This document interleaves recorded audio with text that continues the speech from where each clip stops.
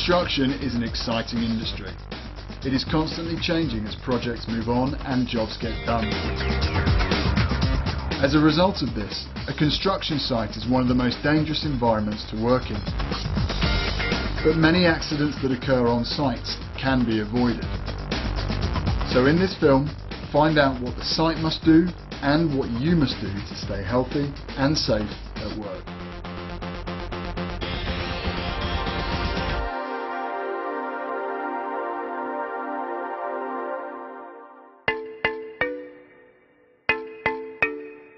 When you arrive for your first day on a site, it won't be the first day for everyone.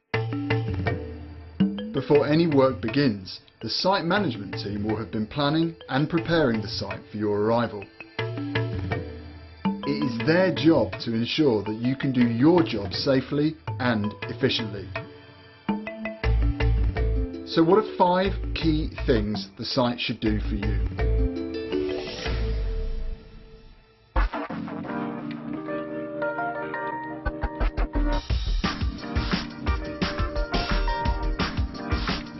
When you arrive, you should be greeted and welcomed by someone on site. And if you're not, then make your presence known to site management. You need to know who is in charge, and they need to know who is working on or visiting their site. You may be asked to sign in or report to someone in charge when you arrive. You should also let someone know or sign out if you're leaving.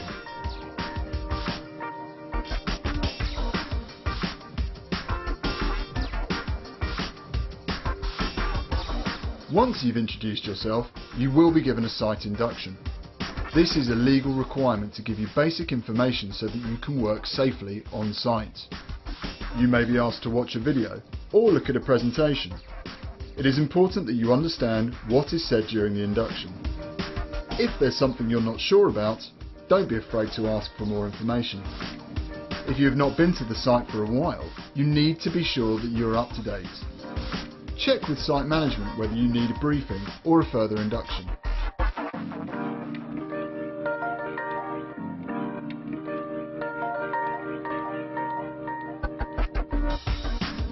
Whether you're just starting out or have decades of experience, every job is different. So it's very important that the site induction is specific to your site. You should be told about any specific areas of danger and what site rules are in place to control these. You will be told who the managers are on site and what arrangements are in place for emergencies. You will also find out what to do if there is a fire or if you need to sound an alarm. It may sound basic, but there must be good welfare facilities. You must also be able to take a break somewhere that is warm and dry.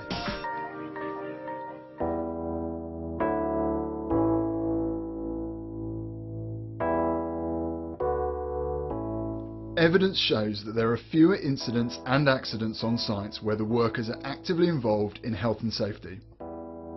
Your opinions and ideas are important, so make them heard. Whatever the size of your site, there should be many opportunities to do this. For example, directly with managers through a daily briefing or through suggestion boxes.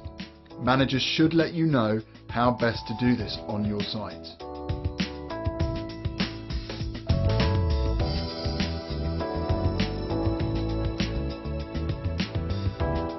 Construction sites are constantly changing and unplanned activities can be a major cause of accidents. The more up to date you are about what's happening on site, the more you can understand the dangers. The best sites keep their people informed on daily activities. Is there a hazards board on your site? Is it regularly updated? Your site management must be telling you what's going on a regular basis. So, to recap, your site must know when you are on site, give you a site induction, give you site-specific information, encourage communication, and keep you up to date. Your site should be doing all it can to keep you and your colleagues safe.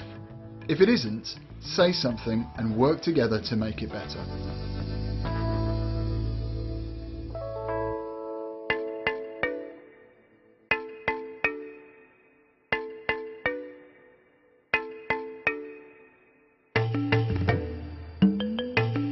Site management will have planned ahead to make work on site as safe as possible for you.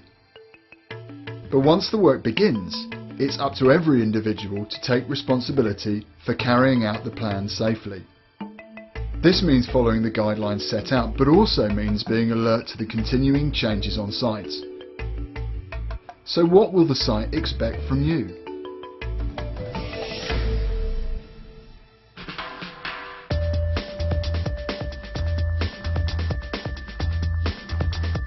Site rules are there to minimise the risk of particularly hazardous activities, such as moving vehicles and handling flammable substances.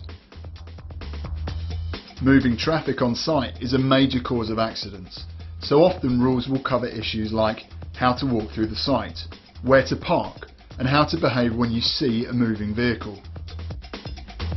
They will also tell you things like where you can smoke and remind you to tidy equipment away when it is not in use. These may feel restrictive, but they've been put in place for a reason.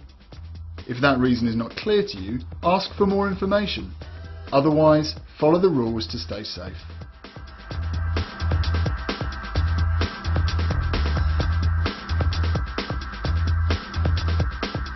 Every task carried out on a site is unique and will have its own dangers, for instance working at height or manual handling. The site management team will put in place a plan to avoid or minimise the dangers before the start of work.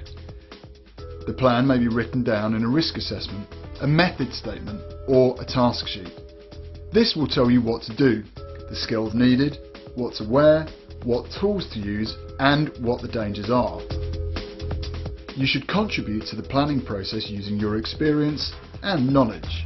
For example, before working at height, which is a high risk activity, you must consider: is the access suitable for what you need to do? Do you have the right tools? Do you have the right protective equipment? Does it fit? And is it comfortable?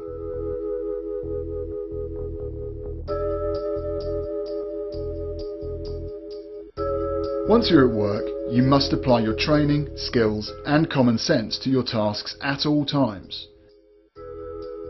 For example, if you're building a wall, you may have to move heavy loads, but you must not put your health and body in danger to do this. Make sure you move the load as safely as possible, as you will have been trained to do. And if you're not sure how to, then you must ask for advice. Equally, it is important to be aware of the dangers to those around you. For example, if someone working with you is not wearing the correct protective equipment for a certain activity, tell them so. Acting responsibly will benefit both you and your colleagues.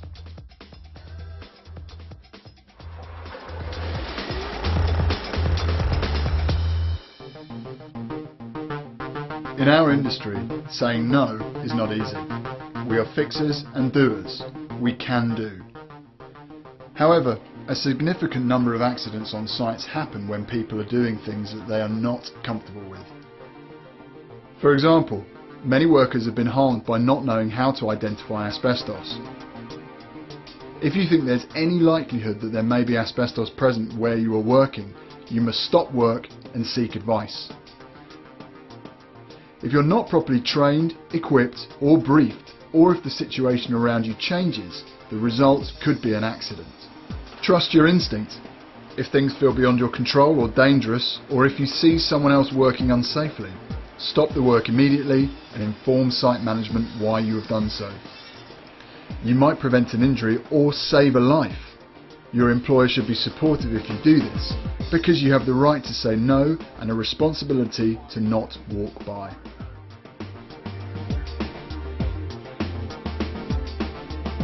If your job requires you to have specific training to enable you to do it safely, then it is your employer's responsibility to provide it. But to really get the best out of your career, you should keep learning about developments in machinery, equipment, regulations and training. This will not only give you greater confidence and understanding, but will also ensure you remain healthy and safe.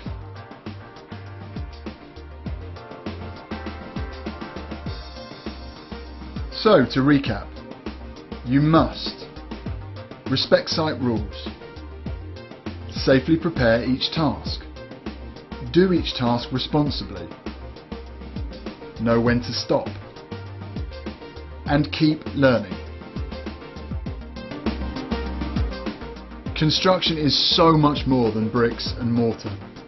The work we do improves the world around us.